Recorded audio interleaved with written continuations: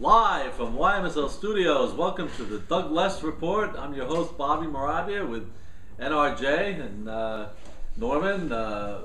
Week one of the playoffs was unbelievable as usual. A lot of action, and your team, with a nice smile on your face, started off on a good note. We started off as well as we could. We played one game, we won it, but no reversal of fortune can compare to the Bears, who stumbled and bumbled into the playoffs, and now is the most feared team around, and nobody wants to touch them now. So a reversal of fortune. Isn't that amazing?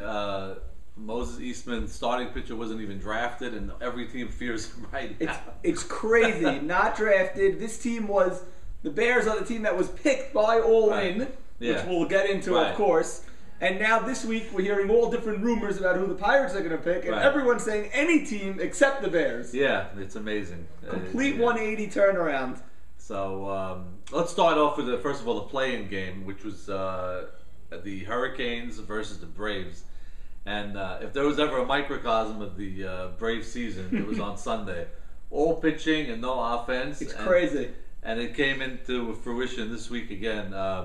Then, of course, Ralph Hannon replaced Jeffrey Sack, and I'll tell you, I don't think there was a difference. He pitched unbelievable. Pitched a gem, a couple of unearned runs, and David Gindey went up and he did the usual shutting everybody down. But it was a great game, and I don't know if you get a chance to catch any of it. I did not catch any of that game, but I spoke to a bunch of people regarding that game, and like you said, exactly right. It's the Braves season.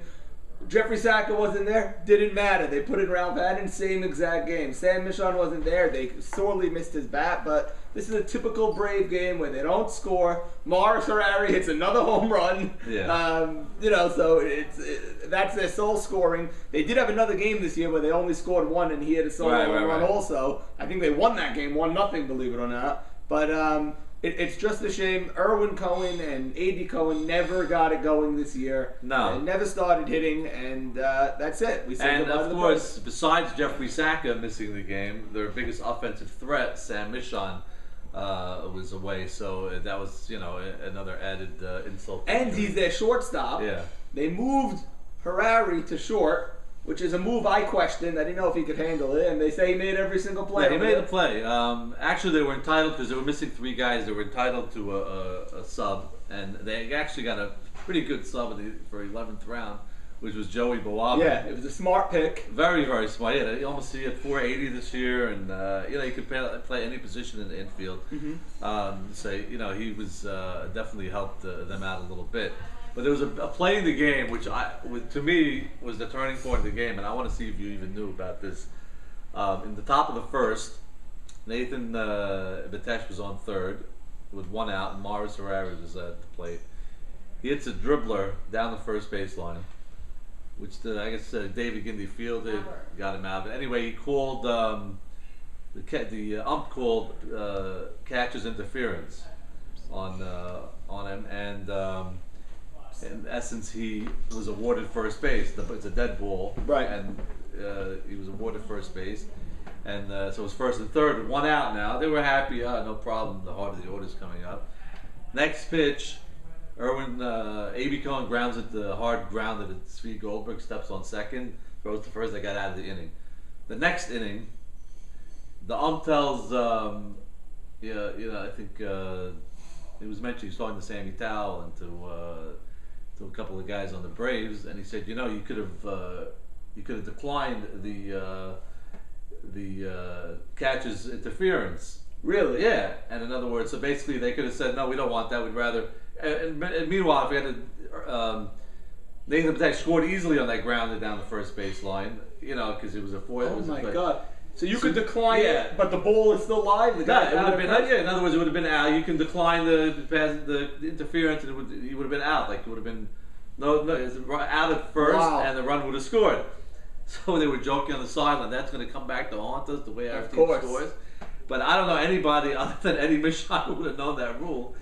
And did we verify that that's the rule? Well, the ump said it, but the ump, so they were yelling, "Well, why didn't you tell us? Why didn't you tell us?" Right. Because you got to know the rules. It's up to, And a couple of guys knew the rules, and afterwards, I was at the other game, the Bears game, and said, "Yeah, of course, that's you don't have to accept it, whatever." But wow, I never heard that rule. Is that an amazing thing? And I never heard of it before. Yeah, and it was a big run. It would have given them a 1-0 lead in the first, and then who knows from there? Yeah, that's all they needed. So wow, huge play, and I guess it's good to know. You really got to study the rules. You got to know the rules. We laugh at Eddie Michon. We laugh at guys like Norwood Dweck. They study the rules inside. I wonder if Marty knew that rule, if his team made it, or if... I don't think he... Jack Jemal claims he knew about it when I was talking about it, but I don't know. Wow, unbelievable. Yeah, so that was a huge play. And ironically, the game ended... they had a runner on second with 2 outs, and Joey Boaba was up. And he ripped the line drive in the gap. And, we talked about the problems with the Hurricane outfield the whole year. Yeah. And Nathan Zolder made a very nice catch in the gap to catch to end the game, and they lost 2-1. But again, Ralph Hannon pitched a gem, so there was no loss there with Jeffrey Sackett not being there. He wasn't allowed to bat, of course. But that really, basically, the whole season for the for the Braves was the same old story, no offense. And I guess since the Bears. Since Olin picked the Bears, you went up against the Hurricanes and David Gindy. What was your team's mindset going into that matchup? Our mindset was that no matter who we played, we're going to play a team with the top pitcher, whether it was Ralph Hannon / Jeffrey or David Gindy, and they're going to be on a high that, coming off a victory and a dramatic victory in that it's a play-in game. We were actually hoping one of the teams would just win 8-0 and maybe let down a little bit. Sure enough, we get to the field, it's 2-1, and it's a nail-biter, and every pitch is being contested. But you know what? We showed up, we were hungry, we were ready to go, and we were lucky enough to put on 2 runs early in the game. In the first or second inning, we scored. In the first inning, we scored 2 runs. When we played the Hurricanes earlier in the year, they should have swept us. We actually split with them. We got a gift, a ball off of Gindy's leg that flew up in the air 30 feet, and we won 2-1 on some ridiculous thing. So we respected this team a lot. We said, you know what, let's jump on this team, let's see what we can do. And their strategy from the regular season was they're not going to let Allie Marshall beat them. They're going to walk Allie anytime they can. Sure enough, in the first inning, Carlos Abadi hit a double. He's on second. First of all, he hit a double down the line. The chalk came up. Everyone saw it was fair. Umpire calls it foul. Lucky enough, Carlos next swing gets another double. That was a non-issue. He's safe at second. Left center, no chalk over there. Exactly, no chalk over there. So now there's a man on second. Allie comes up. They walk Allie. They put men on first and second in the first inning. Lisa Carrier comes up and rips a double in the gap. So we go up 1-0. Rishdi got a sac fly after that to go up 2-0. Now Mikey starts pitching. He settled down. We had an issue with the rubber. There was no rubber on the field. There was one. The umpire allowed one team to use it, the other team to put it behind them. More extra drama added to the game. But the Hurricanes, Mikey was able to mow them down. And then it came later to the game, I think the 4th or 5th inning, where it was Lee Zakari again. He led off the inning with a base hit. And then we strung along 4 or 5 straight hits. Lee, David Rishdi, Moni Abadi, Ralph Chira, and then Mikey. Mikey with the big 2-ribby hit. And we scored 4 runs before an out was even recorded. And we went up 6-0. Right.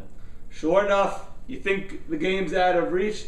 The Hurricanes in the 6th inning come battling back and score 4 runs. Nathan Zolter with a huge hit to the opposite field, actually. Yeah. The word of him being a dead pull hitter is over. He's been going to right, he's been going to left. He spreads the ball now, which is a huge improvement for him. And they got the game to 6-4. We met at the mound. We tried to get composed and everything. And Mikey got a ground ball right to Allie at short to end the threat. And that was the game. 7th inning was small, slow ground ball to short that Moni Abadi actually cut off the shortstop, fielded it, and gunned the guy out. Got him out by this much for the first out. And then we were able to win 6-4. Really, it was a well-played game. Yeah, so you only played 1 game. You took a 1-0 lead. Now, it's a short series, so taking that first game is obviously is huge. It's huge. It's huge. We know we want to win the early game. We don't want to give this team any life. Right. So, obviously, we're going to go there as intense as we did. As of now, it seems to be an early start, but we'll see what happens. And, I mean, anything can happen. The series is far from over. you're talking you got to win 2 games to win the series if you're the Hurricanes. I mean, it's a sweep of a regular week. And how did Eliezer play? Any damage or Eliezer played okay. He's a major threat offensively. I mean, he hit the ball hard every time. He did have he had at least 1 hit, maybe more. But he played well. He hit the ball to right a few times. Joseph Jamal should definitely win the Gold Glove in right field. He makes every play out there. And but they have a strong lineup. Eliezer, Zvi Goldberg, Nathan Zolta, both Zoltas, actually. You know, I mean, it's a very long lineup. And don't forget first ballot Hall of Fame, the greatest first baseman, Sammy Tower. How could you ever forget? And he hit a beautiful shot down the left field line. He went the opposite way in the first inning. Beautiful slicing ball on the line. And it's a very, very good lineup. It's a good team. And if Gindi starts hitting, I think he got a hit or two. I saw a couple of nice drives. I think they were caught. But if he comes around, they could be extremely dangerous. But right now they got to, pick it up in a hurry. But they were very confident after that loss. They were talking a lot of big deal. We're going to come back and win. I'm sure they're confident. They did score the 4 runs. It's not like they laid down and died after they were down 6-0. They put up a 4 spot. Which means they have life. Right. You know, we know that. Now they know that. I wish we just beat them 6-0 and they walked off with their heads down. But I heard them saying that the game was 1 inning longer, we would beat you guys. Yeah. So like you mentioned, Zvi Goldberg rebounded with a huge year. He's about 480, and their lineup is really, really strong. So we'll see what happens on Sunday. And their defense is strong. Their infield is dominant. DT, let's not forget at third base, never makes an error. Never makes an error. The guy's unbelievable. Eliezer at short also, and then Zvi up the middle. I mean, their infield is phenomenal. Now we actually should talk about DT's offense this year coming around a little bit, hitting over 400. How much did he pay you for this? Because he's been telling me, how come you never mentioned my offense? No, well, because usually it took him about 3 years to get to 400. But he's really coming around. And defensively, him and Eliezer on the left side is like it's a joke. It's wild. You really got to earn your hits against that team. Yeah. So Richie Bras showed a little signs of life. He struggled this year. Got a hit the other day. So a lot of veteran leadership on that team. So now they're down 1-0. Now the big matchup to me it was the Bears and All In. And, unbelievable. A lot of storylines in that game. We'll get to all of them, I'm sure. Obviously, Maurice Haber making that pick, and then you had a lot of commotion afterwards from his team saying we didn't really want this team, and Well, what do you think of the pick when it was made?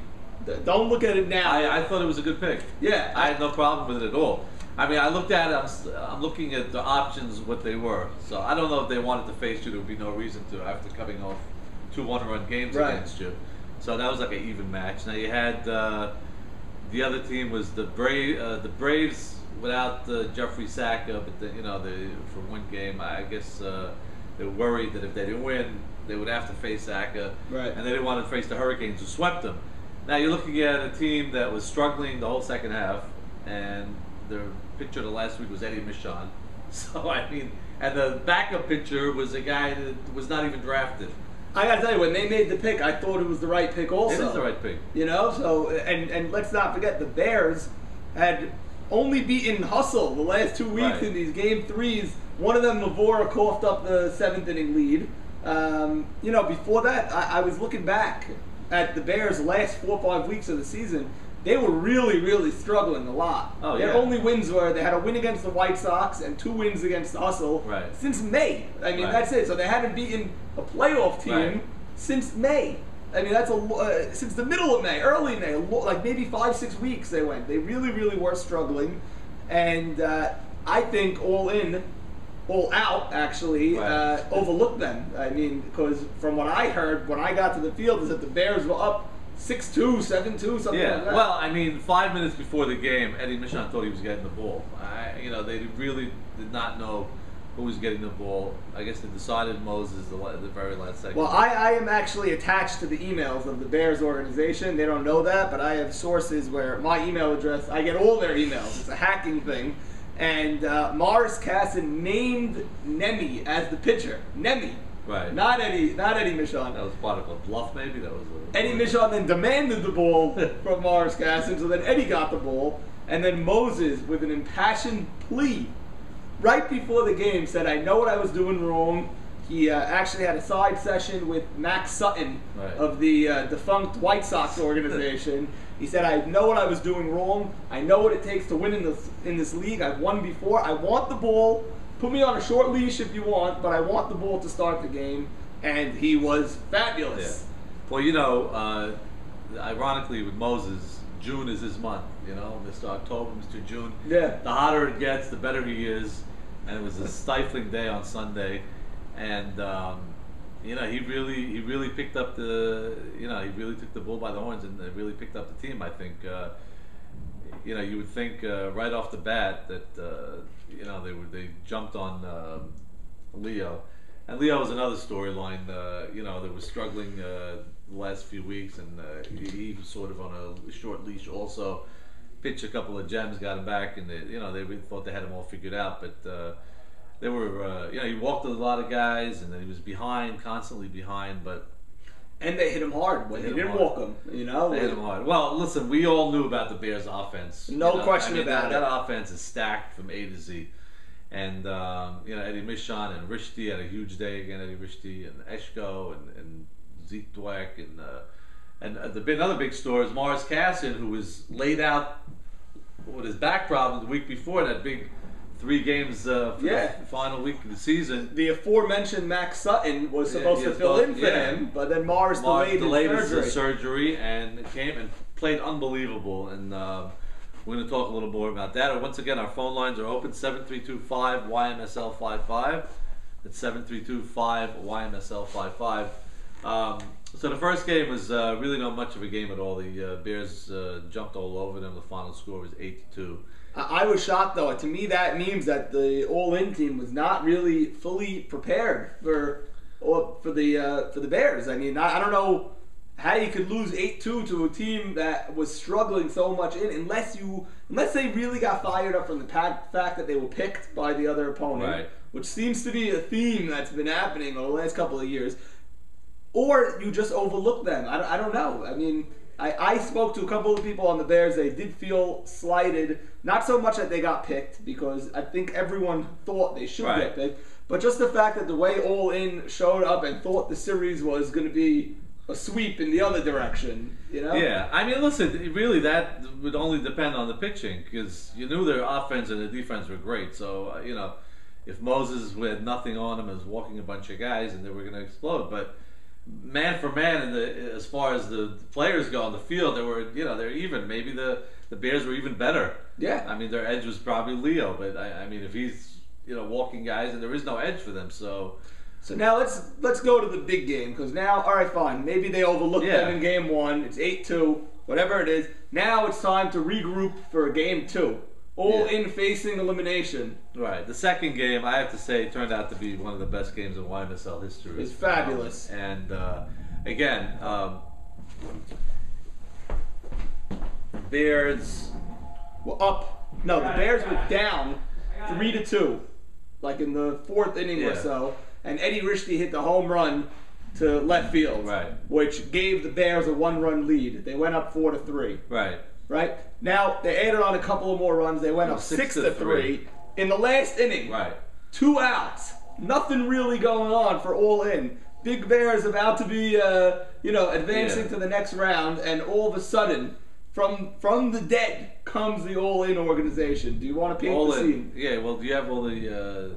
I can't remember the play-by-play, but basically, they got a couple of runners on. They were not willing to die. And it came down to a couple of at-bats actually at the bottom of their lineup where they were able to turn the lineup over and get the big boys up.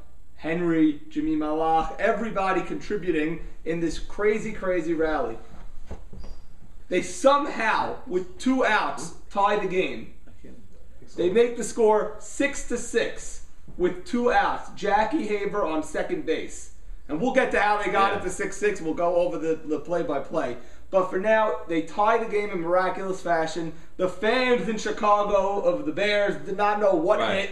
Everyone is silent. It's crazy. 6 all in going crazy. Jackie Haber leading off of second base. He's the winning run. It's the bottom of the inning, right? Or was it the top of the inning? No, it was the top. It was the top of the inning. A base hit gives All In the lead. Again, they were down 6-3 with 2 outs. Right.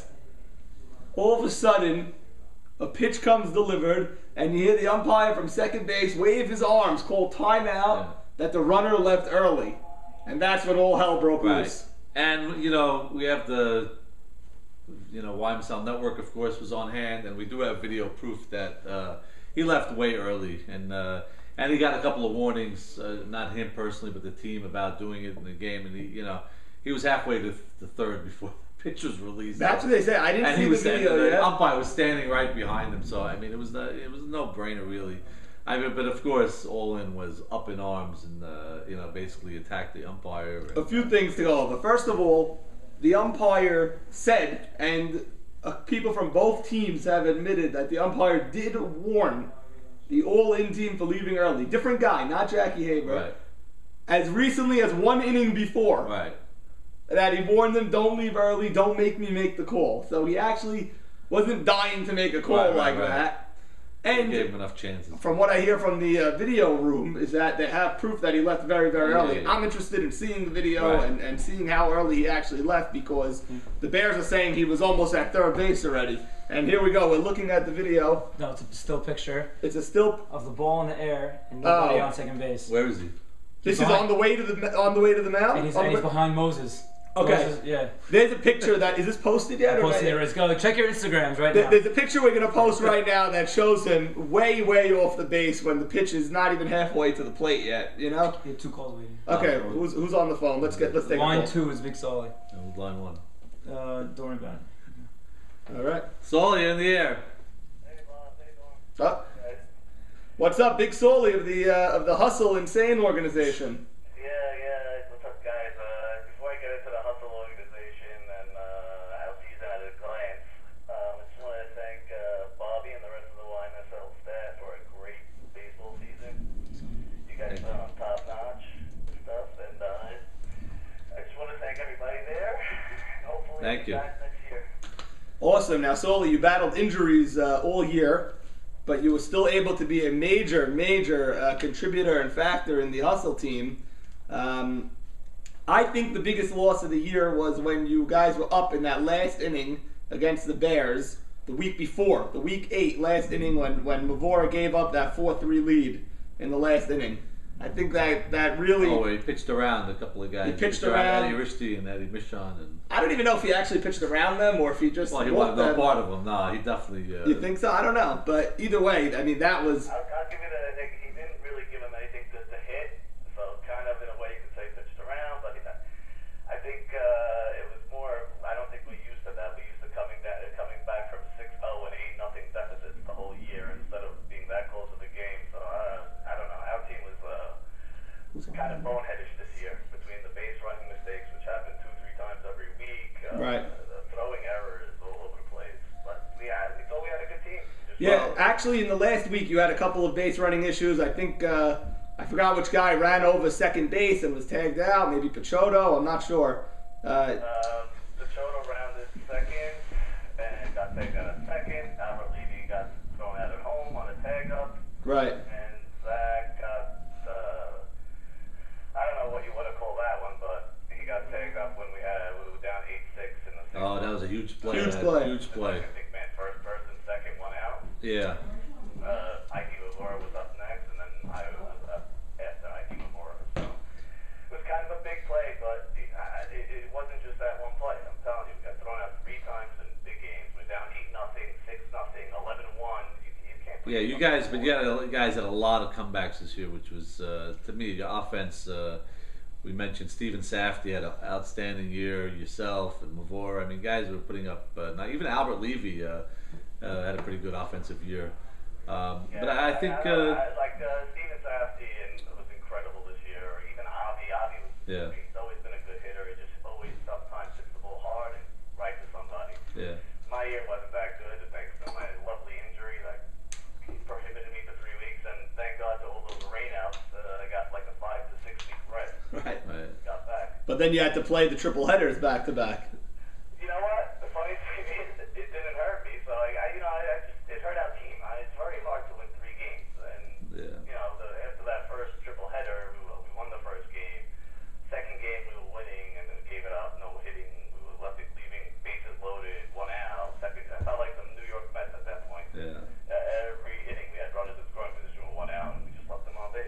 Yeah, Now, I think your defense was probably the biggest drawback this year. It was really, at times, it was atrocious. And we had issues in the outfield a little bit, but we kind of corrected it. But in my eyes, the main issue was base running. Yeah. Saul, who do you like to win it all with the teams that are remaining? Having smart teams. This year, we were not smart. With throws and base running issues. Who do you like to win it all? What? Who do you think is going to win the World Series this year? You asking my personal favorite or Your opinion. what I think? Who do you think? Well, I'm rooting for the explanation since my boys are on the team.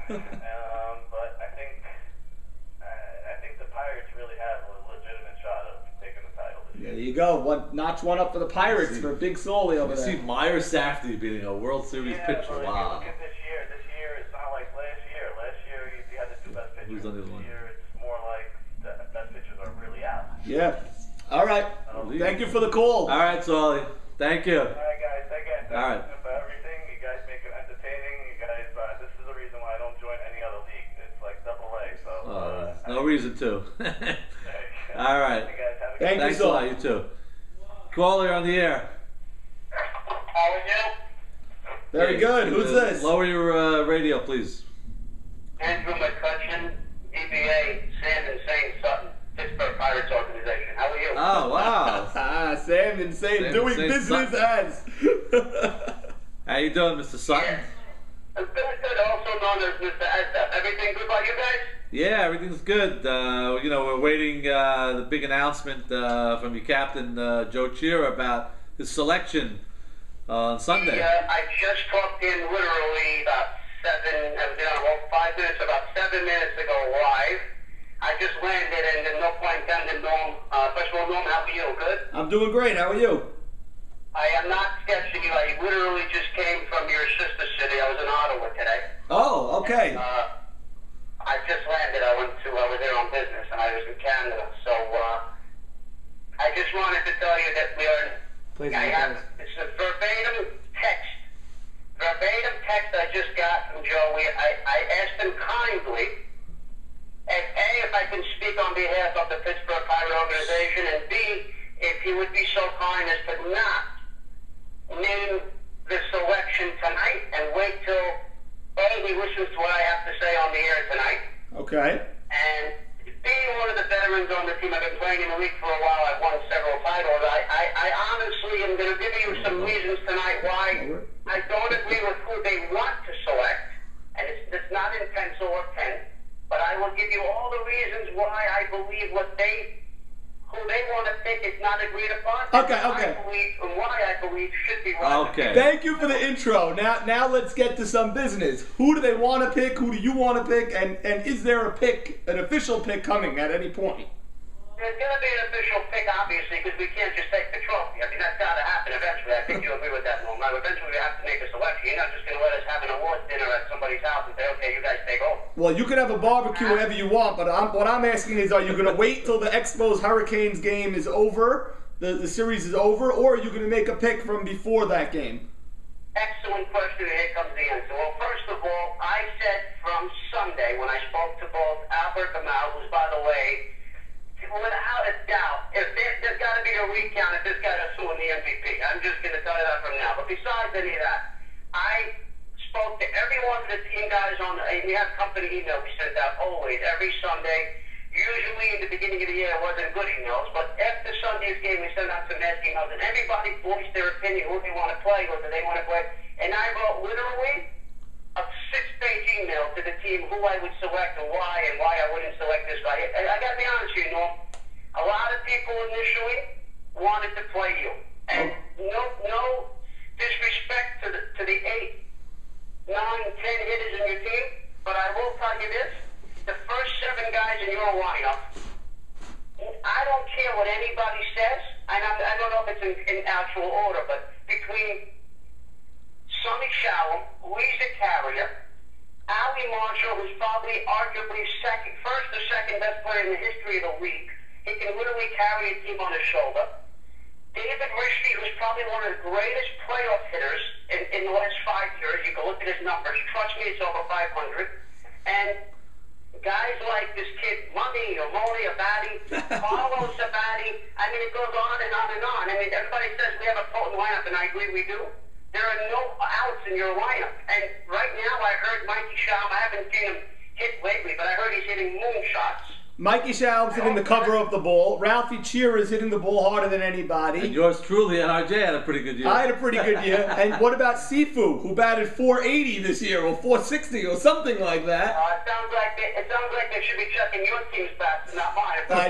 I know, but it's amazing to me because last week All In wanted to pick us. This week we're not even past the first round, and people want to pick us where we're not even there yet. Yeah. You know? Norman, I promise you, and you don't have to believe me if you don't want to. I said 2 weeks ago that the one team I don't want to face is your team. And I promise you, listen, I'm not here to defend that you or somebody else, but let me tell you something.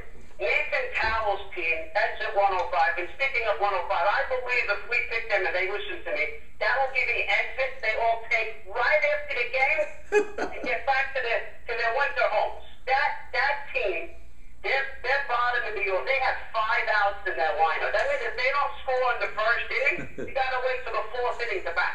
A very shy, insane Sutton today. Let me ask you something. What about the fact that Morris is not playing in Game 1? Is that being discussed? Very, very big point. Because number one, you take away probably the best shortstop in the history of the league. Bobby can defend me on that one. Number two, he's a team leader. Number three, you have to take Saul, you put him at third, at short. Now you have to take another guy, put him at third. You take away your 3-hitter. And I will tell you this. I could name, and I don't want to name people in the league, I could name 4 or 5 guys in the league that weigh more than some of the batting averages on that team. And I'm not just saying this. I mean, I'm only hitting 324. But I will tell you this, on that team, I bat third. Right. And I will tell you this. Marvin Shamma hit 340. Nathan Cowell, who I love dealing, hit 364. I was on the plane today. I was a little bored, so I did some numbers. They don't have one guy besides David Bracker, I promise, not one guy that hit 400 or better on that team. My entire lineup, our 7-hitter, hit 450. Wow. Let me ask you a question. We're going to score runs, but I don't want to face a team that can also score runs. And Mikey Schaum right now is pitching great. The team that they have, Nathan Cowell's team, has such a weak offense, and you take away Morris Schaum, they almost become like stinging on defense. So, and another point I'd like to bring up about another team is I was told by my friend Nathan that the new league, and I don't know about new, but a league rule is once a guy gets hurt and he plays an actual playoff game, he can't be replaced. So Joe Eschko is actually hurt, and he can't play center field, and you want to move around, and all of a sudden another guy plays center, and he has to go to first, or doesn't play at all. You know, that's why you can't make your selection until you get out of the round. Because another guy, God forbid, and I don't wish it on them, but what if Howie Marshall's going for a ball, and he collides with somebody, and 2 guys on your team are out, and we've already made our selection, God forbid. Right. So we're very short on time. Are you making a selection now? We're not making a selection tonight, God forbid. I'm a nobody on the team, but I will tell you, I do have some, I believe, a little bit of respect to that, and I'm a little older than these guys, and I know the game of baseball probably as good as anybody in the league. I will tell you right now, I will not let us play another team. I'll tell you right now, I'm going to go on record and say, I will not allow us to play the Expos. Wow. I don't care. What about the Hurricanes? The Hurricanes? That's another team that could be very dangerous because Nathan and Murray Zolta are going to hit. It's a matter, those guys, listen, they were 1-7. And I'll tell you another thing, by the way. They have 7 great hitters. Go look at the year that Steve Goldberg had the last 4 weeks. Yep. Well, I've been looking at I'm playing them, so I know their whole lineup up and down. Last thing, any chance you guys take the Bad News Bears or no shot in the world? Honestly, the way Eddie Michon and Eddie Risky right now is, and I heard Morris Castner hit another shot that was insane. And no point intended, but insane. I heard he hit a shot so far, walk-off. So between those 3 guys, and they have a very good team, and honestly, they're veterans. You know, the one thing about playing, at the Nathan Cowell type of team also is they're very good on defense. But they have a lot of guys on defense that make the plays. Right. When you play a team like your team also, we're not going to win the game 3-2. we're going to have to score runs because you guys score runs also. We play a team like Nathan, we could win if they had 4-1. And if they scored a run, it was on an error. All right, Sammy, the lines are lining up, so we appreciate your call, and good luck on Sunday, whoever you end up playing, or if you don't play. By the way, Bobby, I do have a question on that note. Yeah. If we decide not to play, if we decide to wait for that round to end, is there a chance we have another week off? No, we're going to play for July 4th, so you'll have 4 days off. So in other words, there's a good chance of if Norman's team loses game 2, we're off again on Sunday. Well, that's only if you pick them. If you pick another team after, then you're playing a doubleheader after that. I've already gotten Joe's word. We're not picking a team until we find out what goes on Sunday. There's nobody in the world. We should put the advantage of being the 1 seed if you're going to pick a team from a week ago. Okay. All right, Sammy. Thank you very much. Appreciate your call. Wow. Wow, a lot of information from that call. A lot of hot air, but anyway, it was. It was.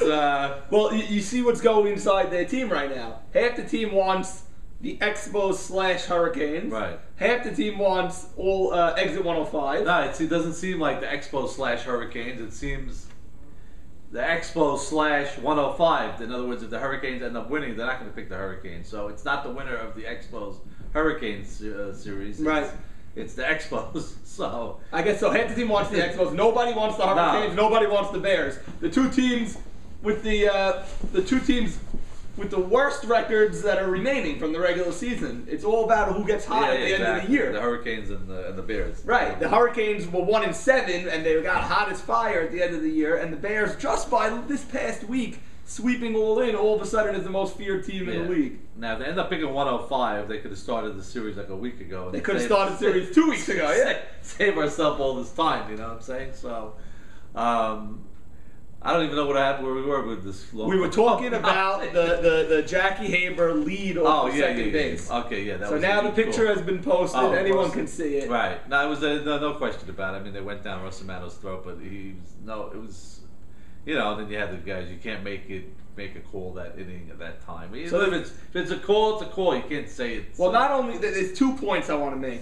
Not only is it a call, it's a call. What if the guy, the next batter, hit a little loop base hit to center, and the runner was safe by an inch? 100%. No, it was... So you have to make that call if he's really leading by that much, and especially if you warned the team from earlier before. You have to. You owe it to the Bears to make that call, because All In won a game the previous week, right, by an inch. Well, maybe Jackie Haber was when he toiled in the BKS, because BKS is upon the release of the pitch they lead. So maybe got confused and might be sent down after that play. But so that's the first thing. Many people are asking, can you make the call? I think you can, because you have to look at it. You have to. It's not you can't. You have even a ground ball to short. If the shortstop bobbles it, the guy could score. Anything can happen. Now this is not the same thing as your victory with Jason with that ridiculous call. That was off the charts. Where it had no bearing on the play. There was no bearing on the play. That was off the charts for no reason. That game should still be going on in extra innings. Right, but my other point, what? I was going to say one of the unsung heroes of for the Bears. I'm getting to him. Robert Braha, unbelievable. Now let's get back. Joe Eshko, as we mentioned, had a hamstring injury. He could not play the outfield. They moved him to first base, and they moved Robert Braha to right field and put Jake Dweck in center field. And there was 2 plays in particular where Robert Braha, I don't even know any other right fielder in the league would have made this play. First of all, he gunned down Jack Abadie trying to stretch a single into a double with a perfect throw to second. And there was another shot down the right field line, which looked like it was going to be a double right away, and he got a beat on it. He got a beat on it and held it to a single. Here's the thing with Robert. Last year he played on A.B. Sacker's team. What was that called again? That team? Fountain of Youth. Fountain of Youth. He played on the Fountain of Youth last year. He got big hit after big hit last year in the postseason. This year, one game I saw that team, he was playing second base because Nemi was playing first because Michon was pitching. Most of the year he plays first base. All of a sudden yesterday, on Sunday, I see him playing right field. Right. Wherever he goes, the ball finds him, but he makes the play. I'll never forget the play he made last year in the postseason when the throw was off and he did a behind-the-back tag at first base. It might have been in the World Series. This guy's a huge clutch player in the league. Right. Sammy and Sade mentioned Rishdi as a clutch player. Right. Robert Bra's making a name for himself as a clutch player, hit after hit after hit. Yeah. Don't forget, one other hit that he got was against Hustle in that game where Mavora choked up the lead in the last inning. Robert Braha got the only real hit of that inning. Oh, right. And huge. And it's amazing how his game is elevated from his first year. He was on, what was the name of the Tiger Blood? Tiger Blood, the red, yeah. Awful teams. He's gotten better every year he's in the league, and he's really become, you can put him in any position. He could probably play center field also. It's unbelievable, and I didn't know he had such a good arm. And then, this throw to second base. Arm and he's got a good bat now, so he's a real solid player. He became, and he was to me, he was the hero of that game. Just when Eshko pulled up with the injury. Huge thing we got to discuss, because now the call is made. Now it's 6-all, and the game goes into the bottom of the seventh, or extra innings, or whatever it is. And I was on the sideline with the entire Expos and Hurricanes team. Our game was long over. We walked over. Fans were wild at that game. A ton of fans. The girls' league was all there watching. And you saw the all-in team really lose it to a level that I've never even seen before. I saw veterans on this team going crazy. I'm talking about Maurice, I'm talking about Hank, talking about Jacobatti. Jackie Haber's not a veteran, but he tossed the helmet further than anybody. I've seen people get kicked out of a game for dropping the helmet in disgust after an out. This guy threw it across the field. But that's not my point. My point is they just tied the game miraculously. Right. Miracle comeback, down 3 with 2 outs with their season on the line. And they went into extra innings with their heads down as if the game was already over. They weren't even happy that they got to extra innings. They got a very tough call, understood. Yeah. But Jimmy Malach was the only guy trying to get his team up, saying, guys, we just came back from the dead. We're actually in the 8th inning. In the 9th inning, we should be dead. And everyone's moping around about the call. Yeah. They lost it. And it's the veterans that are supposed to calm everyone down. Right. And they're the ones that lost it. Yeah, so at that point, and then let's talk about that home run by Morris Casson also. I mean, we mentioned he was, laid up the week before, but he smoked the ball. I made the A.B. Dweck get a great beat on it, probably not. Looked like he might have been able to have it, but nonetheless, it was a great shot, and then no play to play, really, and there was just jubilation over there, and I love to see a captain come through for his team like that, injured. Everyone knows he's seriously injured. He may need surgery. He delayed it, and to see him come through like that, and to see the fans of Chicago rooting on the Bears. All right, so now it's going to be interesting for the next round for the Bears, the extent of Eshko's injury, and see how that. I guess worst case scenario, they could do what they did and leave him at first and put Robert Braha in the outfield again, and then see. And there's a name that's really dropped off the face of the earth. How about Nemi Katz? Has no position now. Unbelievable. Nemi, from starting pitcher, and he's went to first, DHing, and just amazing. He lost his pitching job to Moses, and it's ironic because when the team started off 4-0 and 5-1, Nemi was the pitcher. Yeah. But Moses has now taken that job from him. And if Moses struggles, I gotta believe that Eddie Michon is the backup pitcher. So Nemi's not even really in the rotation unless we have a 32-inning game. I think we have. Well, they did break the YMSL record of having 4 pitchers play. Charles Saka, and Eddie Michon, and Nemi, and Moses. So it's hard to believe, really, how many pitchers. And they're still alive. So really, still alive, and nobody wants to play them. No. So. We'll see. Let's see what we got coming in. No. Oh, Mo, you're on the air. Oh, gentlemen, how's it going? The Bears. Oh, is that Mo Casson? Yeah. All right. Let's try to keep it under 28 minutes, like the last caller. How are you? I can't promise anything. He gave a very thorough description of what's probably going through Joe Shearer's mind right now. It was pretty creepy, honestly. How did he know my lineup better than me? I don't understand how he knew. No, it was a little weird. He knew who was slotting with who. Yeah, maybe he's on that same active your email list also. So Mo, what's the story? First of all, what's the injury status of you and Joe Eshko? Well, me, I'm just as good as I was Sunday. I feel great. I'm 100%.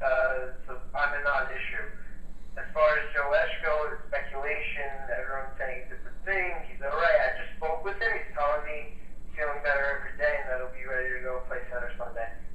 Beautiful. All right, you want to see the team at full strength. If you were the Pirates and had the choice, who do you think you would take? Well, I hope they take us because give me any chance that you put us as an underdog, we'll eat you alive. So, I'm hoping they take us, but from what Joe's been telling me, there's no way he's taking us. Yeah, I mean, if I had to pick, I would probably go with exit 105 for exactly the same reason Sammy Sutton was saying. So he was very thorough. I'm not going to go as in depth as he did, but he's definitely spot on with a bunch of his analysis. So. Wow. Now, Mo, how did it feel as the captain of the team? You give up a 6-3 lead with 2 outs, and 3 innings later you hit the walk-off for your squad amid a raucous crowd celebrating this shot. How'd that feel rounding the bases? Well, I'll tell you the first thing. My biggest issue about that home run was that initially I didn't run out of the box, and I was a little pissed off about that coming through because A.B.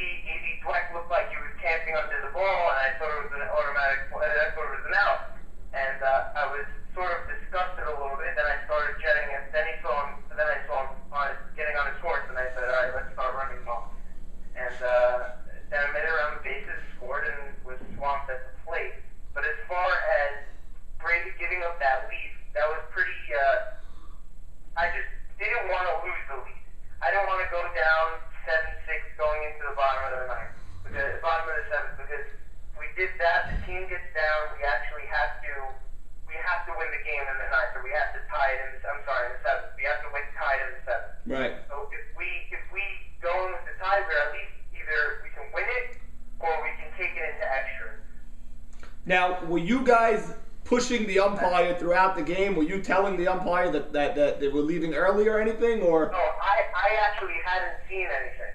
But Eddie Richie and Eddie Michon and even Louis Mastery actually told me, even right when they called out Jack Gaber, Eddie Richie goes, "It's about time." He screamed out, "It's about time."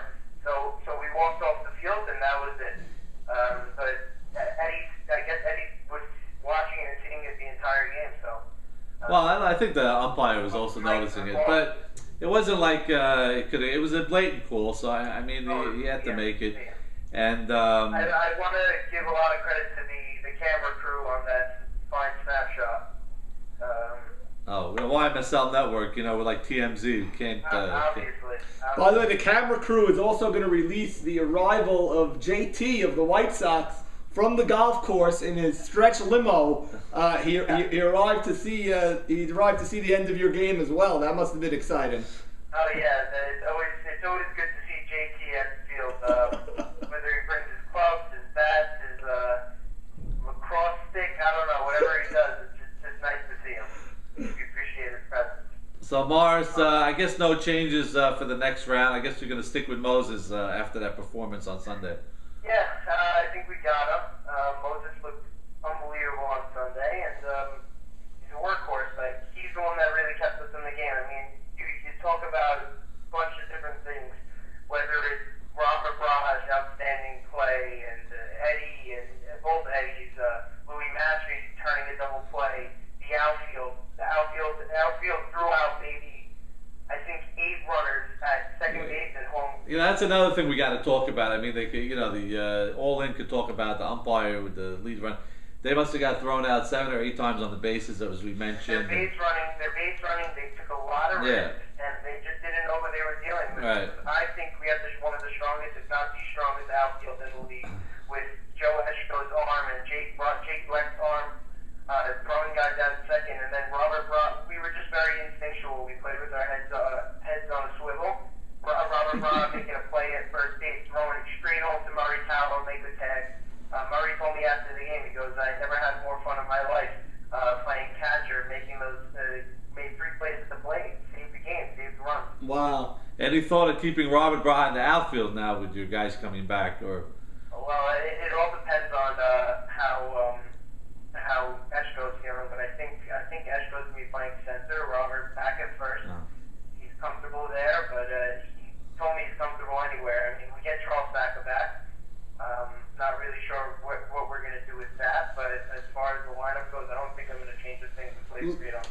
last thing, we didn't discuss it, and I'm surprised that your team was able to get past it. You guys had an inning, maybe the 8th inning, an extra innings where the bottom of your order got on. Eddie Rishdi, Joe Eshko, and Eddie Michon would do up with men on first and second and 1 out maybe, and you guys didn't score. At that point, I said there's no shot the Bears are going to come back from that, you know? And you did. You guys... That was a big thing for me. I was actually coaching first at the time, and I was actually infuriated because I think Leo had walked 2 batters in that inning and walked the bases loaded with two outs. Eshko's up. He's on a bad hamstring, so for him to swing to begin with is gonna, one, it's gonna hurt him, and 2, he's not gonna get a full swing. Right. He's up with the count 2-1. Leo's not throwing strikes. I think he should have waited for at least the second strike before he swung at all. I don't know whether the pitch was a strike or not he swung at, but he popped up to the infield, and that was actually something that I wasn't happy about, because if he walks in the winning run, that's it. I mean, and that's the game right there. So I guess we just need to extend it and postpone the inevitable to the bottom of the ninth. To the bottom of the ninth. Well, congratulations on not only getting to the ALCS, but also being the most feared team all of a sudden. What a difference a week makes. The team that nobody wants to play, the Chicago Bad News Bears.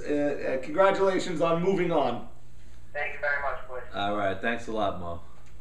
Good callers today. A lot of information coming from our callers. I like it. Yeah, no, we got some insight, and we'd like to hear from Joe Chira. I'd like to personally hear that whether Sammy Sutton is the spokesperson for the team, or he just took it upon himself to make that call. It sounds like no one is listening to Sammy, so he said, "Let me call in, and maybe if somebody watches the show, they'll have to hear what I have to say." Yeah, and we gave him ample opportunity to. So we got a lot of things to discuss. First of all, we're going to make our predictions, and also we have the All-Star announcement for the over 30, under 30. Are we predicting who they're going to pick, or what are we going to predict? I don't even know who's playing. Well, let's finish with your Expos Canes. That's the only thing we know. So now we got the Expos coming into with a 1-0 lead, and I don't know, boy, I'll tell you, this is going to be a tough one. But I see you winning in 3. You see me? I feel that you're going to lose game 2, and you're going to figure out a way to win game 3, take a early lead, and make it hold up. Well, I hope you're partially right in that we win, but we really, really want to win that early game and move on to the next round. Quick celebration, but no time to really harp on that, and then move on. That's what we're gunning for. But if you're telling me we're going to advance and beat a tough team, I'll take it, But we're going to stay laser focused and focus only on that next game right now. Yeah, and I'm still saying that Pirates are picking 105. I'm still going with that. You said that since the beginning of the postseason. I'm still going with that theory. I don't think so, because I think if they were going with 105, it would have been announced already, and there would be no issues. I really think that they're going to wait until after at least our first game. I think if we beat the Hurricanes in the early game, they're going to say, all right, for some reason they want us, so we'll take them, I mean, they only scored 5 runs against us, and we scored 10 against them in the second game. We split with them. It was very early in the year. But well, the thing is now they have a major decision to make, because now they had a bye last week, and if they're so gung-ho and taking the Expos, if you win in 3, that means they're not going to play on Sunday again. Yeah. So I don't know how. Again, they might say after game 2, if you lose the thing, the hell with this. Let's go play 105, right. Let's play a doubleheader right now instead of waiting. So they could do that. They could wait till in between the games. They could wait. Or they could just say, you know what, we want the Expos. We're willing to wait. Right. Or maybe they want the Hurricane. I don't know what they really want, but it seems like they want the Expos. They don't want the Hurricanes. And they don't want the Bears, so it's between the Expos and 105. I don't know. Yeah, it's I don't. You would think a team in a short series without Mo Shama and a struggling offense to begin with and a team you swept, you would jump on it easily. But maybe that's not their thinking. I guess. Well, here we go. Joe Chira on the line here. It could be Sammy Sutton in the skies, or let's see who it is. Joe, you're on the air. Hello, is this Bobby? Yes, it is. This is the one and only Joe Chira. This is the Captain Joe Chira, that's correct. This is actually my first time phoning in since 2012. But how you guys doing? We're doing great. We had your GM, Director of Player Personnel, 12th round pick call in. Sammy Sutton? Yeah, Sammy Sutton. He made an impassioned plea. He wants. Actually, you know what? I give Sammy credit. He called me. He wanted a confirmation. He gave me what he would say, and I said it's all good. And we'll all lose. The Pirates were willing to win, and I didn't hear what he said yet, but I'm willing to know what he said. Well, what he said was he knows you want to take the Expos, and he is pushing very, very hard for you to take exit 105. That was his 20-minute phone call in 2 seconds. Really? Yeah. You know what? Sammy's a veteran. I'll give him that. He told me 100 times he's won 100 rings. I understand that. And he does not want to take the Expos. I'll get that all out there now. And me, I like to wait. I like to play everything out. And I want to wait and see what happens. But quite frankly, NRJ, I'm thinking to you, we wouldn't mind facing the Expos. What do you say? We don't? You do want to take the Expos, or you don't? We do not mind. Oh, we do not mind. Our priority is the Expos. Okay, so you want the Expos. What if the Hurricanes come back and advance? If the Hurricanes, then I have to go back to the drawing board, but we may either take it between Hurricanes and 105. We don't want to face the Bears. Believe it or not, Moses Eastman is the top pitcher on the top pitcher left in the playoffs. Really? You think Moses Eastman is better than Mikey Shalom, David Gindey, and Max Yedid, and Maya Safdie?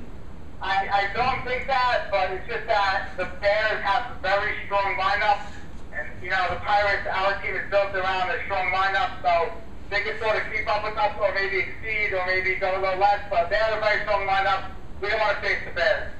So you don't want to face the Bears. You do want to face the Expos, but you don't know if the Expos are going to even be there to take them. So are you? We're hoping Expos take game 2. We're hoping the Expos take game 2, so the Pirates can come in, take game 1 of the next series, go up 1-0, and relax on the weekend with a 1-0 series lead. Right, Norman? Okay. Hey, if you have some confidence, I don't know where it's from, but you go ahead. You're the captain. You should be confident in your team. Okay, so basically, you're willing to take the chance. You might not even play Sunday at all if the Hurricane, the Expo series. I'll actually throw out a wild card. If the Hurricanes take game 2 and it goes 1-1, and my team's on the field because they'll all be there at 10 o'clock, 10:30. We may just want to play. We may take 105 regardless of the result. So I mean, the scheduling was a little iffy, whatever you want to call it, but we'll see come Sunday. Pirates, we keep it up in the air. Okay. Okay, so we're not making any major announcements now. So, okay, Joe, thanks for the call, and good luck the rest of the way, and we hope to see you on the field on Sunday. I appreciate it, and I hope I didn't create too much bulletin board material for the Expos. I know they're a very united team, and you can't give us bulletin board material if we're not even available to be picked yet. We got to beat the Hurricanes. That's all we're thinking about. Who we play after that? We'll play anybody after that because it means we won. That is true. You want to advance first, but we'll see what happens. Okay. All right, Joe. Thanks a lot. All right. Well, that certainly is prerogative. Certainly added to the confusion. Yes. Interesting that he's going to possibly make the pick. If the Hurricanes win game 1 and the Expos have a third game, he's going to play 105. Right. But if the Expos sweep, meaning the Expos are hot, that's when he wants to play the Expos. Right. So. Go figure. I don't know. I'm still thinking the Pirates should just pick 105 and call it a day. You've been saying it from the beginning. You thought the Pirates would take 105. They beat them. I'm wondering what the fear factor is 105 is. I mean, they don't have a lineup. I mean, the only thing I'm thinking is the experience with the veterans, but they don't have a lineup certainly to fear anybody fears. Maybe what Chucky was saying last week. Yeah, he's right. It's right. Them. It's right. It does make a lot of sense. But at the end of the day, I mean, there's really no fear in any of the lineup. And Max Shadid is very good. Don't get me wrong, and they do play good defense. But I'm just wondering what the unappreciation of the Expos franchise is. What's that all about? I have no idea. I mean, we played them very early when they were not the Pirates yet. Yeah. We played them in week 2. For us, it was week 1. So we lost the first game 3-2, but it was our first game all year. Right. We came out in game 2, we beat them 10-2. So they scored 5 runs in 2 games. Either they don't have a respect for our lineup, or they have no respect for Mikey, or both. I don't know. Or they don't like Canadians, something. I don't know. It might be. I don't want to go there. I never want to put it to race. So, but who knows? I don't know. It's very interesting that they're still holding out on that, on the Expos winning. So, you're going to have, a lot of fans there because the whole pirate organization is be rooting you on. There you go. You're right. So, certainly you're going to have that, and maybe you'll win the first game, and they'll get their wish. I hope so, because if it means I win the first game, I'll take the Pirates any day. We don't fear anybody. And the league was so close this year. Every team is the same. Yeah, there's no difference really. I mean, the best team was 10-6. The Bears were 8-8. Yeah. It's one game between them right. if they played each other. They'd both be 9-7. It's so close. Everyone is so close. But I'm surprised that they dismissed the Bears completely. I really am. And not one person this week. I heard Eddie Hakeem was interested in playing the Bears, but he's the only one. Not one person. Well, it makes sense because batter for batter, they certainly match up with them. Like you said, maybe even a little better. They're very, very strong. And I guess Moses and Meyer. I mean, obviously Meyer's a younger version of. So maybe they just don't want to deal with it. I don't know, but I don't know what the. And it's funny. All in last week said one thing for sure: we're not taking the Hurricanes. Right. He also said he's not taking the Hurricanes. Yeah. So there's both. Hurricanes going to walk all the way to the finals because nobody wants to play them. Yeah. So let's do the over 30, under 30 All-Star game. Great. And which is 5 minutes, and which is still planning a date on. It could be the 4th of July weekend, but this is a very exciting matchup every year. Yeah. And some really good games in this. It's been great, and it's kind of hard to find now. The barometers are so deep because really, you look at the stars of the league; they're either 22 or 40. Right. It's like very few guys in the middle there. But so let's look. First of all, we'll start the over 30, which is going to be captained by Elliot Patesh, future Hall of Famer, all-time hit leader in the YMSL, first baseman. So he's going to be the captain and also on the team. Steven Safdie made the team, which had an outstanding year. Dominant year. Tremendous power numbers, maybe one of the top right-handed hitters in the league. Allie Marshall, perennial All-Star, of course, first ballot Hall of Famer. David Bracca, after rebounding year, about 480 this year. Eddie Michon, another Hall of Famer, the batting champion. Ike Mavora, famous for not being in the playoffs in the YMSL. In AAA last year, he did make the playoffs. Yeah. Eddie Risty came back from AAA and had a great year. Nathan Towle, Hall of Famer. Mo Shama, Hall of Famer. He's trying to get the suspension for this game. Well, it depends when it's played, I guess. So Mo Shama is going to be playing in this game. Henry Shalom, Jeffrey Saka, one of the pitchers. Chucky Abadi, the perennial. Big Soli Shahabar. Nice. Svi Goldberg, had great an outstanding year this year, rebounded from an awful year last year. Sammy Towell, your personal choice. I know for this team. Maurice Haber. Yeah, love Mo. We had a great year also. Saban. Yeah.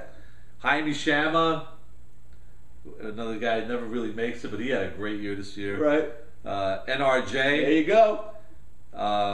And Eddie Hakeem. Look at the last 5-6 people that you just named, and no particular order. Insanity over there. With, myself, Eddie Hakeem, Saban, Maurice Haber. I mean, Jaime Shama. Bring you Tylenol, I guess. And Jaime Sham is happy because he's playing with Mo. He's on the same team as Mo. There you go, so he's not finally. going to be the man to get traded to the under 30 team. So, by the way, if you didn't make either one of these All-Star teams, I think you should retire. There's only 12 names left off the list. Now let's talk about the under 30 team. This team is ridiculously stacked. I mean, you know, these are the stars of the league for the future. Jack Abadi, JT, Great. Joe Chira. How's that for a start? That's a phenomenal outfield. So Abe J. Cohen is AJ Cohen, probably short center. Albert Gamel. Oh my God. Outstanding year. Jimmy Malak. great. Lee Zakaria. Beautiful. Jordy Rameld. John Eliezer. Wow. Sam Mishai. I don't even know how you pick a shortstop out of all those. Mo Casson. Solly Entowell. Max Yadid and Ralph Hannon as your pitchers. Wow. Ralph Matute as a catcher. Rookie of the year. Robert Braha. Robert Braha. Made the team. Awesome. So unbelievable team, and I'm picking the under 30 right off the bat. You almost want the under 30 to win because the future of the league. Those are the guys. I mean, but I'm going to pick the over 30 Oh, team. really? Yeah. Oh, you're on that team, you know. So it looks like Jeffrey Sack is the only pitcher that team might have to go the distance. No, Mavora. Oh, Mavora, yeah, can play the outfield. Jordan. That's so we'll talk about that. And again, Sunday is really up in the air. We still don't know. We're gonna have the schedule out tomorrow. We do know you're playing at Fireman's Playground, which is the official home of Olympic the, Stadium, right? Canadian flag, and we'll see. After that, we don't really know what's going to happen. So we're playing at the playground at 8:30. Game 2 is in Miami. It's a home game for the Hurricanes. Right. But Game 2 is in Florida. Game 3 is in Canada. Right. Oh, right. You're right. It's a home game for them. But so Norman, I guess your team you have a curfew. I understand. Oh yeah, strict curfew, especially if Joe Chira doesn't pick. Our game has to start early, obviously. Yeah. And so we got to get to the field very early. So we're gonna have a curfew, definitely. Yeah. Sandy Shalom is very, very strict with the curfew. He actually makes house calls to make sure everyone's in bed, and but we'll be ready to go. All right, you heard. Actually, everybody can get the app and watch all the action. Sandy was watching in office. Sandy was watching from a remote location. You know his superstition about being at the games, so he was actually following on the app. He did spend the $7.99, and his quote is, "I would spend $7.99 per game to have this app play-by-play watch his Expos." Well, we can arrange that. Take his credit card account and recurring payments, right? Just clarify, you can still get live scoring. Yeah.